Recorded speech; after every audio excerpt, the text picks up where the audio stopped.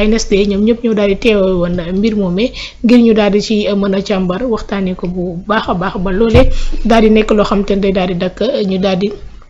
am ay stratégie yoo xamante ni dañu ko daal di teg mu concerné loolee ay 4 axes yoo xamante ni nag jël nañ ko tenir nañ ko en compte ngir daal di mën jël ci bokk na ci modernisation ak li nga xamante ni moom moo di simplification jëm ci li nga xamante ni moo di boobee code intégration jëm ay des réalités économiques yoo xamante ni yu émergent la fi nga xamante ni moom moo ci réew mi lu ci mel ni numérique lu ci mel ni tamit élargissement jëm ci li nga xamante ni moom moo di assiette fiscale sans ab fexe ba loolee nga xamante ni moom moo di taux yi jëm ci mbir moomee di daal di yéeg donc bokk na ci li nga xamante ni moo waral ñu daal di teg boobu comité de pilotage yi ngir saytu lépp loo xamante ni mooy mbirum douane la ak li nga xamante ni moo di fiscalité fi nga xamante ni moo di ci réew mi Sénégal rawaan naka nga daal di gisee loolu. Oui, une bonne chose. En fait, maintenant sax dem plus loin. Mais actuellement, on n'est pas état bi peut-être nekkul di def liggéey bu ëpp solo lii. Parce que lu tax ma wax loolu mooy tey boo xoolee li nga xamante ni moom la état war a liggéey lépp xaalis la soxla. Bien sûr. Xaalis boobu nag boo xoolee li ci ëpp li état di am ci impôt bi la koy jëlee ci fiscalité. Donc tey bu fekkee da ngay wax code bi nga xamante ni mooy lijjanti lii tax ngay dugal alal ju ëpp ci kafaga réew mi je pense que defoo lu ko gën a ëpp solo parce que tant que l'argent est le nerf de la guerre comme ni ñuy wax tant que yoroo alal jooju loo fi mënti promettre tamit doo ko réaliser absolument rien du tout donc mu nekk lu am solo léegi nag li tax ñuy def réforme boobu bari na ay objectifs yu ñuy poursuivre un mooy dolli yokk li nga xamante ni day dugg ci kafaga réew mi loolu moom mooy l'objectif suprême. nan la ñuy fexe ba impôt bi li ñuy jël ba di ko dugal ci kafaga réew bi mu yokk bu baax a baax donc loolu mooy objectif bi maintenant ni ñu koy defee mooy il faut que ñu teg des mécanismes yoo xamante ni lii tax mu yokk noonu du forcément loo xam ne day dem en porte-à-faux avec lii intérêt maanaam population bi. tey su fekkoon ni dama bëgg yokk li may gagné war koo jëlee ci population bi soit damay yokk ñi may jox déjà. damay yokk liñ may jox wa ilaa ma bàyyi leen ak liñ ma doon jox mu yam fa mu yam mais ma yokk ñi may jox n'est-ce pas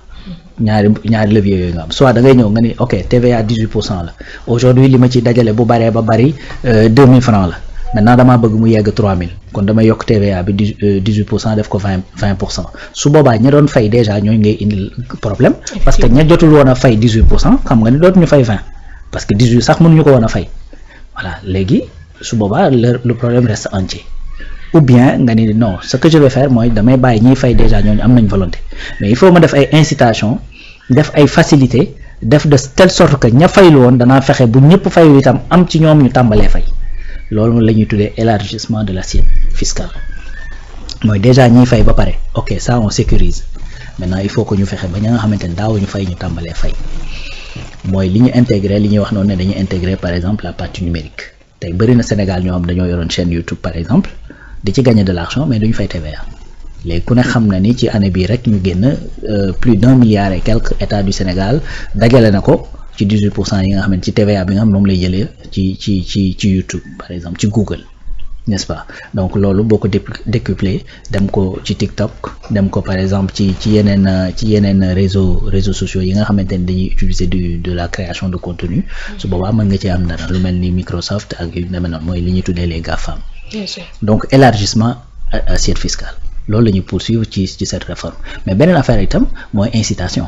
parce que tey un investisseur bu ñëw di indi xaalisam ci réew mi mu jóge bitim réew wala mu nekk ci biir réew mi dafa am lu ñuy tuddee incitation boo xamante ne da koy xool ci fiscalité bi parce que non seulement booy investir ci réew da ngay xool ndax réew ma am na justice boo xamante ne ma ngay dox ba nga xam ne bu ma fi amee jafe-jafe su ma demee kalaame ci cours et tribunaux yi danañ ma mën a àtte équitablement ndax justice baa ngay dox da nga koy xool beneen affaire mooy est-ce que l'environnement fiscal est favorable maanaam est-ce que fiscalité bi dafa diis est-ce que am na ay facilitation est-ce que am na ay zones industrielles yoo xamante ne su ma fa investir du ma fay impôt est-ce que am na ay domaines extractifs yoo nga xamante ne lu mel ni ciment beeg yu demee noonu su ma fa investir du ma fay impôt et cetera c'est-à-dire cette incitation cette facilitation dafay pousser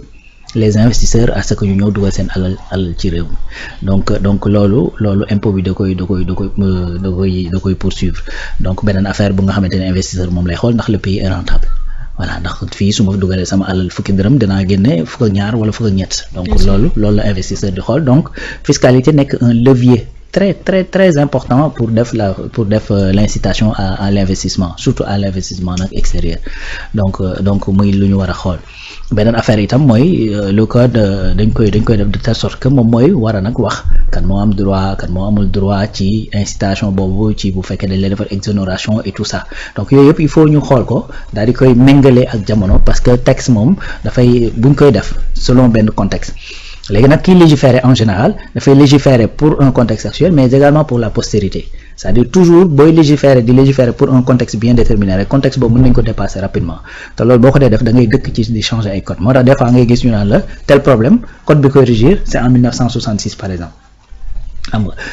nga xam ni boo demee ba xool mën nga ni bii kat dafa mel ni dépassé nañ ko, wala ba tey mi ngi valable. Parce que bu ñuy loolu nag bu ñuy légiférer dañuy légiférer effectivement pour régler ay conjoncture, mais également pour régler ay structure. Donc lu conjoncturel mooy loo xamante ni ay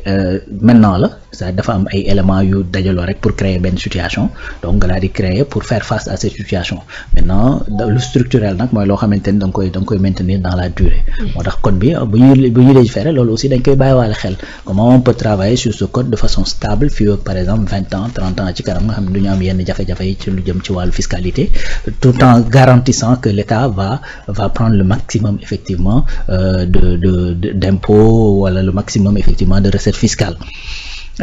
parce que Sénégal li ñuy tuddee taux de pression fiscale lu tuuti la fi. Premier ministre mi ngi koy wax mi ngi naan am na domaine yoo xam ne boo fa demee sax taux de pression fiscale bi c'est juste de 15%. Les pression fiscale nag boo ko déggee le mot pression mën na la tiital. ba nga jàpp ne effectivement dañuy ñëw daal di dolli effectivement ay jafe-jafe ñi nga xamante ni ñoo ngi fay impôt, mais c'est pas ça. Donc taux de pression fiscale bi pour mën ko yokk rek mooy que ni da ngay élargir l'assiette, et élargir l'assiette mooy fayloo ña daawul fay. ña nga xamante ni effectivement peut-être dañ leen defaloon ay exonération yoo xamante ni ñoom amuñu ci droit wala waruñu cee am ak demee noonu, également nga teggi ces exonérations ñoom ñu mën a commencer fay. L'exemple que je donne et qui a été donné d'ailleurs par le Premier ministre mooy le secteur du ciment. Voilà bu nga xamante ni mi ngi expliquer que ni da ngay gis koo xamante ni booy ñëw di investir mooy sànq li may wax incitation. Maintenant la tey pour nga créer usine ciment léegi comme investissement bi dafa diis, ce qu'on va faire mooy dañ lay defal incitation, dañ naan la ñëwal nga investir lépp li ngay investir au départ kenn du la ci tegal taxe, n'est-ce pas? Donc ñu exonérer la, mais boo investir ba commencer exploiter ba commencer am ay bénéfices, c'est-à-dire tu n'es plus en phase d'investissement, tu es en phase d'exploitation. Donc booy exploiter nag léegi da ngay gis ñoo xamante ni dañuy nekk en phase d'exploitation di gagner effectivement des bénéfices et de gros bénéfices, parce que ciment moom ku ko wax xam ni day def bénéfice, téléphonie ku ko wax xam ni day def bénéfice, xam la. Donc mooy internet beeg yu demee noonu, donc boo commencé nag bay def ay bénéfices wax dëgg yàlla nag pays ba nga koy defee war nga leen mën di compal as tuut nag ci loolu ngay gagné di leen ko delloo ci biir réew mi ndax ñuy mën a garantir mooy la situation de stabilité bi nga xamante ne moom nga nekk ba mën a investir ba mën a gagné ay bénéfices. Donc loolu ñu mel noonu par exemple dañ leen war a dugalaat effectivement dans l'assiette ñu commencé di fay, xam ni investir nañ ba pare nekkatuñ phase investissement, phase exploitation lañ nekk te ñu ngi gagner ay bénéfices. Donc loolu rek la ñuy kii noonu mooy cet élargissement pour faire simple. Donc code bi loolu moo ko tax a jóg, simplifier effectivement les procès certainement, simplifier effectivement la façon et puis gën a rigide, rendre rigide la façon d'octroyer ay kii, parce que même ak code bi bu ñu la waree defal exonération fiscale en réalité c'est du ressort de l'Assemblée nationale.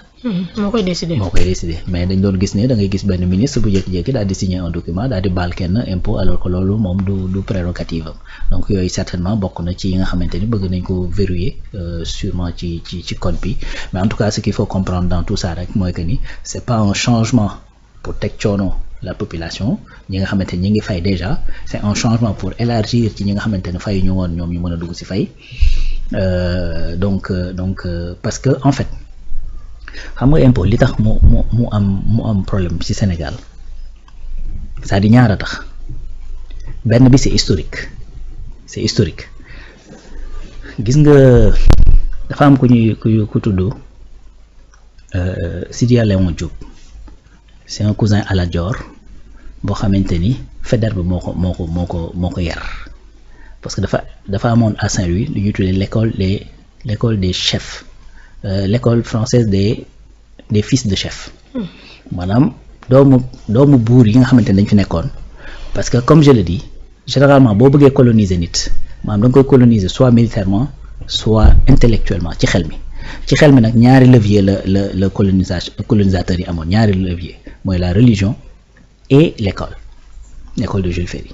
donc ñaar yooyu effectivement ci lañ daan jaar parce que même avant ñu ñëw dañoo envoyé ce qu'on appelle les missions civilisatrices avant colonisateurs yi di ñëw donc yooyu ñoo jiitu maintenant beneen bi mooy l'école donc dañ daan def ci doomu buur yi récupérer seeni taaw wala seen yenn ci doom yu góor yi yóbbu leen foofu jàngal leen école Sidia Léon li mu jote Léon c'est le nom de Faidherbe parce que Faidherbe Léon Faidherbe la tudd donc moo ko jël tuddee ko noonu Sidia Léon Thio dolli le nom de Léon dans le ci turu Sidia c'est un cousin à Lat Dior li ñu jote ñoom ñaar dafa jàng ba génn mu bëgg ko envoyer dans le Cayor pour mu prélever impôt kooku bañ ñoom ñaar problème boobu la ñu am y a d'autres histoires nag yu nekk ci biir je vais pas approfondir xam nga donc yooyu dama koy bàyyi ak historiens yi pour ne pas dire des choses yoo xamante ni après bon mu ngi noonu mais donc pour jox la juste une idée de là où je veux en venir mooy que ni impôt dafa nekk loo xamante ni dafa am benn dimension historique bu boo xamante ni sénégalais yi ñu bari ci ñun bokk dañ koy gis comme benn instrument bu nooteel xam nga te boo xoolee sax lu ci bari ci ni mu daan doxee noonu la damay ñëw envahir benn dëkk def ko sama moomeel pare di leen fayloo impôt ngir mën a doxal capital royaume bi wala ngir mën a doxal sama royauté impôt da doon doxee noonu beneen affaire mooy colonisation bi mu ko indee bañ na ko ba bu njëkk da daan gis boo yoree ay nopp yu rëy sax buñ lay xas dañ naan su nopp yu rëy yi mel ni kayitu l'impôt parce que dañ daan ñëw indil la kayit bu rëy force la pour nga fay ko voilà donc dimension boobu da cee loolu mooy dimension par force boobu dimension nooteel boobu dimension voilà historique boobu donc dafa bokk ci li nga xamante ni moo tax ñun en Afrique on est un peu réfractaire pour di fay voilà pas ragal sax mais réfractaire bañ on est un peu dañuy xaw bañ beneen affaire qui n'est pas liée à pas à l'histoire forcément mais beneen affaire mooy da ngay gis koo xamante ni maanaam man mii tey mën naa capable dajale sama alal ju bari jox ko sëriñ bi par gaieté de cœur maanaam au contraire loolu sax may dundal xam la ba pare du ma lijjanti sax fan la koy def mais li tax du ma lijjanti fu mu koy def parce que damaa jàpp ne fu mu koy def day am njariñ léegi nag ñun fii dañ daan gis suñu état yi da ngay fay impôt nga gis benn koo xamante ni fii la màggee yaroo fi sa kanam génn commencé dund boo xamante ni yow dund nga bay waaj a dee mënoo yegg ci loolu wala dajale woo par exemple benn 100 000 bu daje nga gis benn xale boo xamante ni dafa ñëw qu'est-ce qu'il fait il rentre en politique ginnaaw suba mu tekki koo xamante ni yow leer na ni say impôt doom say impôt mag ak et cetera lañ dajale jox ko pour mu liggéey mu jël ko ngaar laa jox ko def ko ci poche léegi nag gars yi dem ba gis ni en réalité li tax ñuy joxe impôt dafay profiter à certains et pas à tout le monde loolu nag dafa bokk ñaari levier yooyu dafa bokk ci li tax ñun en général ñu réfractaire pour di joxe impôt parce que da nga naan de toute façon samay impôt xamuma fan la jëm maa ngi fay impôt mais su may fay impôt pour ma daw ci tali bu baax c'est un problème pour ma am ndox c'est un problème pour yenn dëkk yi am courant c'est un problème alors que en ce même moment da ngay gis koo xamante ni la waroon defar courant ci benn dëkk mu koy dawalee benn oto donc voilà le problème qui se pose léegi nag aujourd'hui cette mentalité est en train de changer. Bien sûr. Voilà, cette conception est en train de changer. On est en train de comprendre de plus en plus que effectivement les impôts servent à nu ma ko tudd defar suñu réew léegi nag capital confiance bi nga xamante ni moom mooy juddu ci Sénégalais yi envers effectivement ñi nga xamante ni ñoom ñooy les nouvelles autorités dafay aider parce que tu vas te dire à qui je vais donner mes impôts à la personne bi nga xamante ni il a fait 15 ans aux impôts et domaines ne ku ma xamal fukki dërëm bu ma mës a jël na génn ci télé yi wax ko te booba tey dégguñu ko wax kan la ñuy jox suñu impôt le gars bi nga xamante ni maanaam nekk au palais sax da ko bett deful pexe jéemu ko lijjantiwu pour dem au palais fanaan ci palais beeg ñibbi ñàkk ñaaw la yemale à qui on va donner nos impôts Ousmane Diagne un ministre de la justice boo xamante ni ku ne xam na parcours am ak et cetera donc voilà effectivement des éléments qui font que cette confiance là bi nga xamante ni la majorité des Sénégalais dañ ko am ci le nouveau régime di aider à ce que mooy loolu moo tax démb rek suma benn xarit boo xamante ni c'est un fiscaliste ak keneen koo xamante ni comptable ñu ngi may wax ne actuellement buñ demee ci yi nga xamante ni ñoom ñooy les centres yi ñu war a fayee ba ay rang moo fa am rang yu Bien métti sûr. donc nit ñi ngi dem bëgg a fay fu mu toll nii mënaguñ sax fay xam na donc parce que gars yi dañuy ñëw war a fay rang bi gudd parce que les Sénégalais aujourd'hui ñi ngi gën di conscient xam nañu ci c'est un loolu. devoir. C'est ça yàgg nañu xam ni c'est un devoir ñi ngi koy jox lu ñu wóoluwul woon loolu la tey boo demoon tey fii ci marché bi nga demoon Sandaga wala dara koo fa fekk mu yor bitu mbagg wala dara xam na ni juuti da koy dagg xam na ni effectivement dafa war a fay impôt boutique yi dañuy fay patente et tout ça donc xam nañ lan mooy impôt. Mais bien que dans l'informel lañ nekk mais sauf que confiance boobu moo fa amoon tey boo demee dans certains pays demal au Canada dañ lay wax ne la lii wérte wóor ni nit dana ko def mooy dana dee dana fay impôt waaw. C'est ça qu'on te dit c'est-à-dire ce qui est sûr et certain que nit dana ko def dans sa vie mooy dana fay impôt te dana dee